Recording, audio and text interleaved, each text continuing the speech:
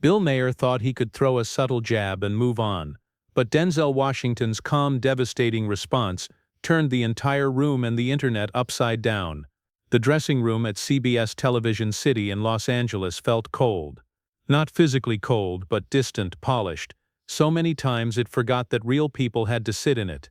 Denzel Washington sat still, elbows resting on the armrest, his phone screen dimming quietly in his palm. A young assistant had just walked out, politely reminding him he had 10 minutes before he was on real time with Bill Maher. He took a breath, not to calm nerves. This wasn't his first time on national TV, but something about this one felt different. Maybe it was the call he'd gotten 2 days ago from his communications director, warning him about the tone of the invitation. "They're calling it a discussion on polarization and civility," his comms director had said carefully. "But if Maher goes where I think he might, they're going to bait you, just be ready." Denzel hadn't answered immediately. He was used to panels that started with handshakes and ended with smirks. What was new was the silence when he arrived. No one asked if he needed water. No one introduced him to the other guests. He could hear muffled voices from the hallway, laughs that stopped when he stepped into the green room earlier. He didn't need confirmation, he already had it. His assistant, leaned through the door. 2 minutes. Denzel stood up, adjusted his sharp, tailored dark blazer, no flash, just clean, deliberate lines, and looked at himself in the mirror. No cracks, no room for them, not here.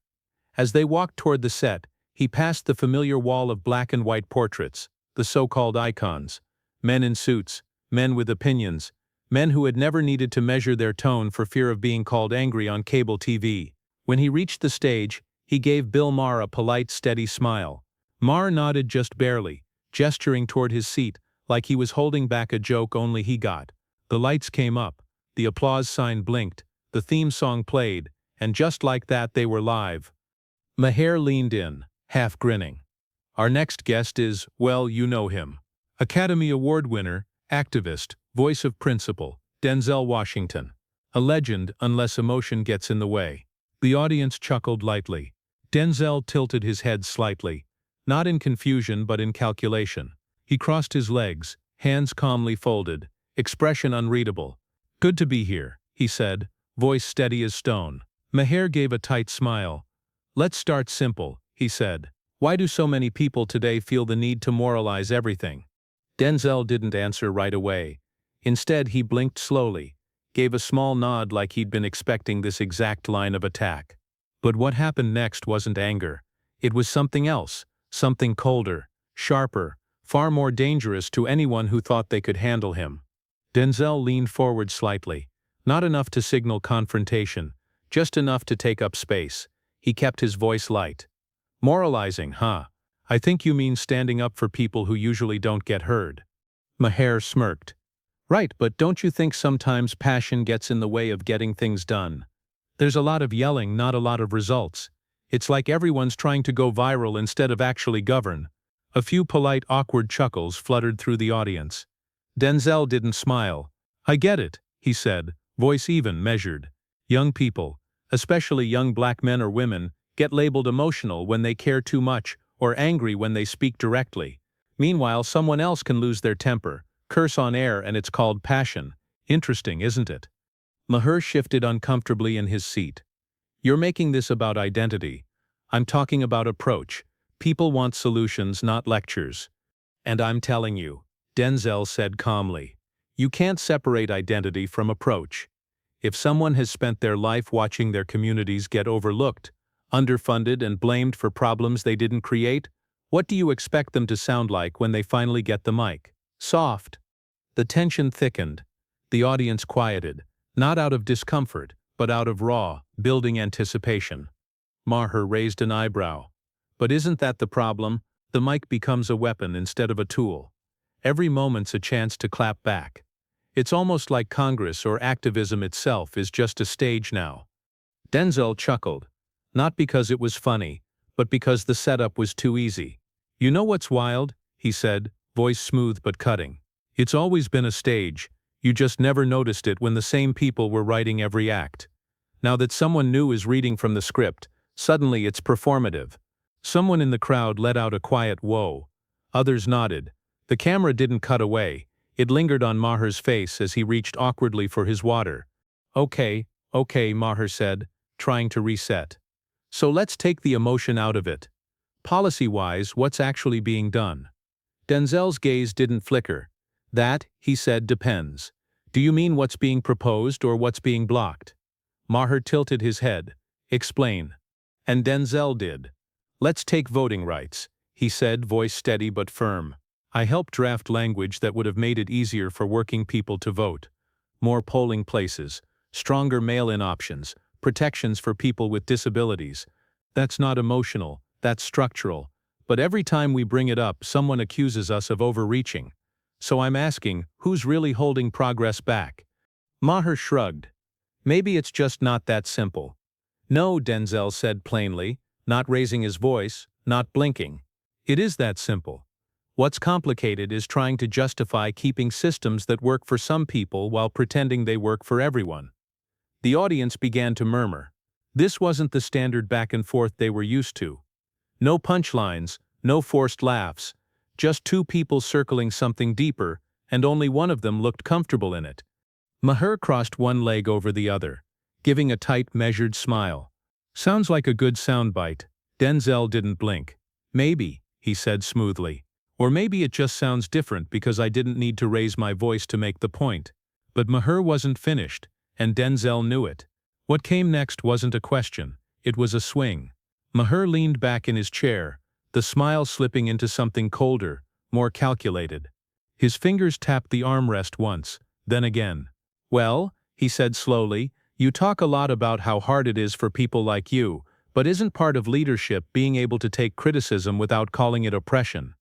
The sentence landed heavy, not because it was loud, not because it was clever, but because it carried that smug undercurrent, the one that said, you're not allowed to call this what it is. For a moment, Denzel didn't respond. He looked at Maher, really looked, not like a sparring partner, but like a man asking a question he already thought he knew the answer to. Then, Denzel turned slightly toward the audience, not in a grand theatrical way, just enough to acknowledge them. He didn't smile, he didn't raise his voice, he barely blinked more than usual. But his voice, it changed. It slowed down, sharpened. Let me ask you something, he said quietly. If I sit here and explain why certain systems push people to the margins, and your first instinct is to say I'm playing victim, what does that say about how you listen? Silence. Real silence. No coughs, no whispers, no polite laughter, just stillness. He kept going. I'm not oppressed because someone disagrees with me. I'm pointing out a pattern, and the moment I name that pattern, suddenly the conversation shifts to whether I'm being too sensitive, not whether the pattern exists.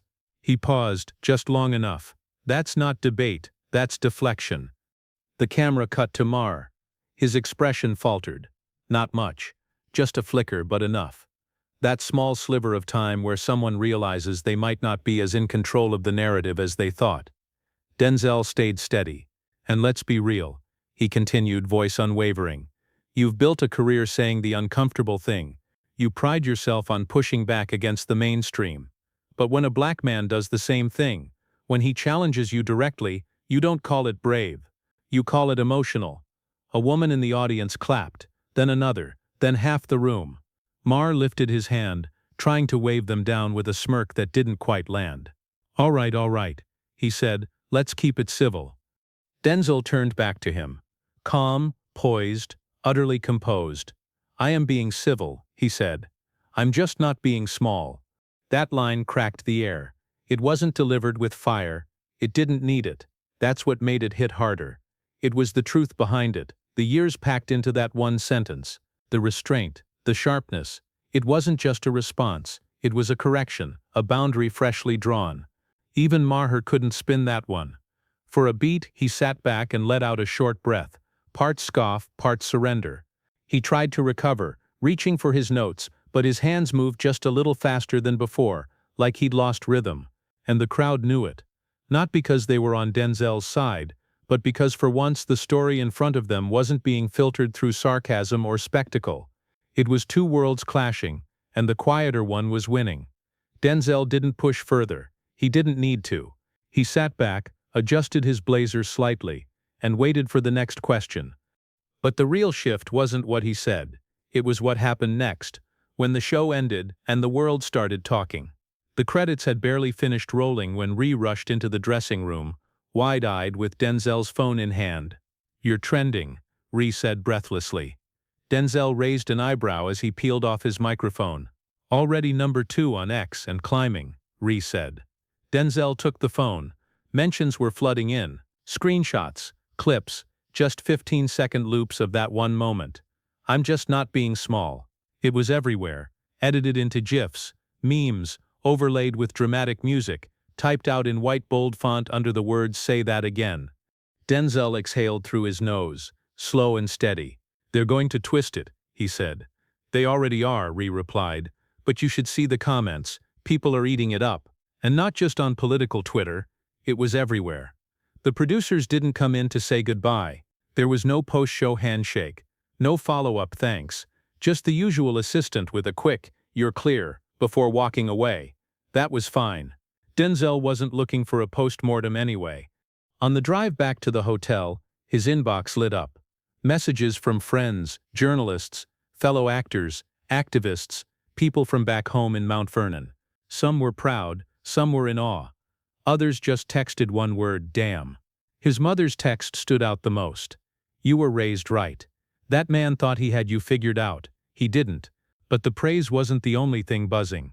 By the time they reached the hotel elevator, a headline had already gone live. Denzel Washington clashes with Bill Maher in on-air showdown. Denzel stared at it, shook his head once, then handed the phone back to Ree. "Clashes," he muttered. "Every time a black man sets a boundary, it's called a fight." Upstairs, Denzel finally kicked off his shoes.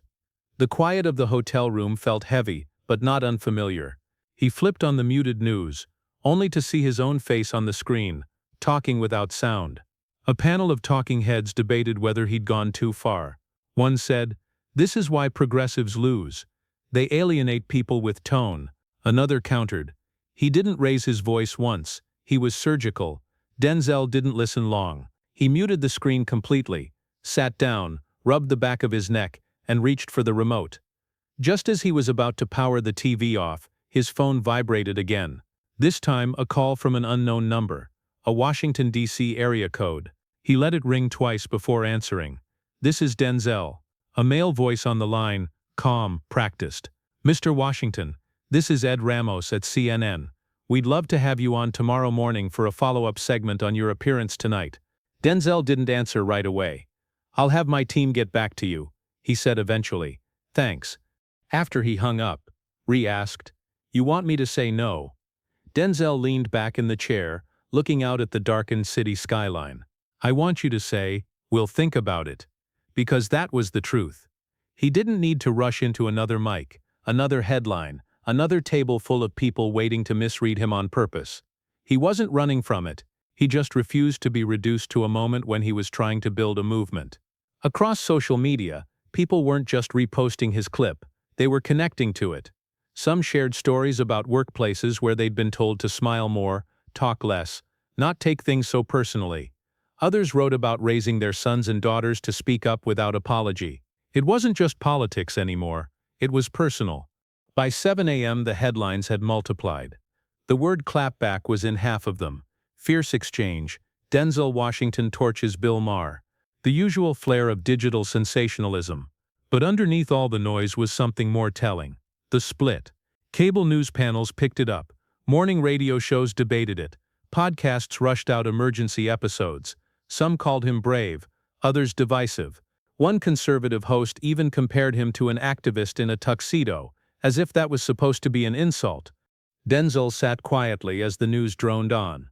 He hadn't slept much, not because he was anxious, but because he knew exactly what the next 48 hours would bring. Ree sat across from him, eyes glued to his laptop. "There's at least 20 new interview requests," Ree said. "NPR, MSNBC, independent outlets, even that guy from The Viewpoint wants you." "Skip him," Denzel said without hesitation. "I already did," Ree replied.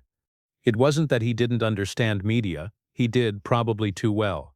It just bothered him that a single moment, one that came after a string of interruptions, deflections, and subtle dismissals, was now being distilled down to a viral clip. That afternoon, a man from Capitol Hill called his office, said he respected the spirit of Denzel's words but warned him that the press doesn't always treat these moments kindly. Translation: "You made them uncomfortable, don't do it again." But Denzel wasn't flinching. He had known the risk before he walked into that studio. What he hadn't expected was the way some of his own colleagues would respond. An older congressman, someone Denzel once respected, tweeted something vague about decorum and unity without naming names. Everyone knew who that was aimed at. But Denzel Washington didn't fire back. He didn't quote tweet. He stayed quiet on purpose. Instead, he met with his team, made a few phone calls to grassroots organizers, and spoke over Zoom to a group of young actors. When one young man said, "I felt seen," that was the part nobody put in the headlines. No one talked about how much restraint it took not to shout, to sit there measured and push back, without ever raising your voice. A week passed. The internet moved on. Clips of Denzel's appearance still floated around, shared quietly, usually with captions like, "This is how you do it." The noise thinned. Denzel didn't mind. What stuck with him were the conversations that happened after, the real ones. Like the woman from his hometown, mid-50s, who pulled him aside at a community event and whispered, "I've sat in meetings where men spoke over me for years. You said the thing I never could." Or the retired pastor who left a voicemail, "I didn't agree with everything you said, but I respected how you carried yourself." That's how grown folks should talk. It was these moments of quiet honesty that grounded Denzel more than any viral headline ever could. He thought about that when he spoke to a group of interns. One young man asked, "How do you decide when to speak up and when to stay quiet?" Denzel leaned back. "You don't wait for the moment to feel safe," he said. "You speak when the silence feels heavier than the risk." Another intern asked, "How do you not get angry when people talk down to you?" Denzel smiled gently. "I do get angry," he said. "But I learned that anger doesn't have to be loud to be real. You don't always need volume to hold power." After the meeting, a young woman lingered. "I want to run for office someday," she said, "but I don't think people will take me seriously. I get emotional. People say I care too much." Denzel looked at her, his gaze steady, kind. "Keep caring," he said. "That's the part they're scared of." Most people won't ever sit across from a TV host with millions watching. But they will find themselves in rooms where they're spoken over, in jobs where their competence is questioned, in conversations where someone smiles while trying to make them feel small. That's where this story lives now, not in a clip, but in the reflection it stirred. That was the legacy of the moment. It wasn't that Denzel Washington won a debate. It was that he gave people something they didn't know they needed: permission to be firm without being cruel, to take up space without apology, to correct without retaliation. In a culture obsessed with clapbacks, that kind of presence is rare and powerful. You don't have to yell to be heard. You don't have to shrink to be accepted. You don't owe anyone the version of yourself that makes them comfortable at your expense. What Denzel walked out with was louder than any headline. A blueprint for every woman ever told she's too much, for every young person told they're too emotional, for every black voice told to calm down when all they did was speak clearly. So if you're wondering how this connects to you, ask yourself, where have you made yourself smaller just to survive a room? And more importantly, what would happen if you stopped? What would happen if the next time someone tried to define your worth by your delivery, you looked them straight in the eye and said, "I'm not being small"? Because once you do, everything shifts. They will feel it. Some will respect it, some will resent it, but they won't forget it, and neither will you. If this story meant something to you, share it, send it to someone who needs the reminder. Speak the words out loud if you have to, and subscribe, because we tell stories that don't just inform, they reflect something real. Your voice matters exactly the way it is.